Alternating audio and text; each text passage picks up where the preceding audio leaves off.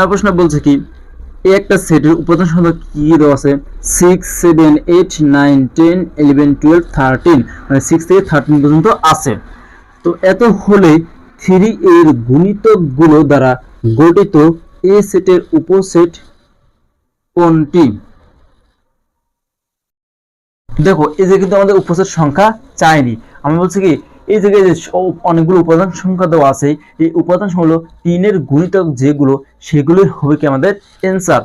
তো দেখো আমাদের কি কি দেওয়া আছে, দেখো 4 নাম্বারটা দেখো।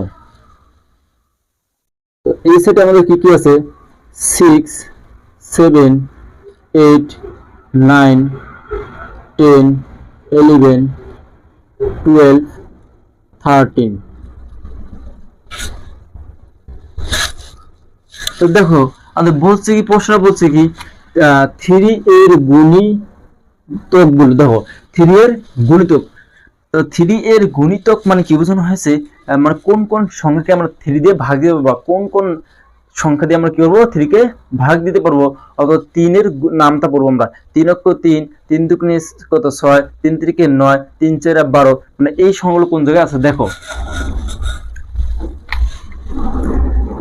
তো দেখো 3 অক্ষ 3 3 কত 6 3 3 9 3 4 12, আর বাকি সংখ্যাগুলো 3 দ্বারা মানে 3 এর গুণিতক না। তো 3 এর গুণিতক মানে কি বোঝানো হয়েছে 3 এর নামটা পড়তে হবে। তো 3 অক্ষে 3 3 দুগুণে 6 3 3 9 3 4 12। তো দেখো 3 দুগুণে 6 3 3 9 3 4 12, তাহলে আমাদের অ্যানসার কি হবে 6 9 12। এটা হচ্ছে আমাদের কি 3 এর গুণিতক। তো দেখো 3 এর গুণিতক হচ্ছে 6 9 12, তাহলে কি এই নাম্বারটা অ্যানসার, ক নাম্বার অ্যানসার।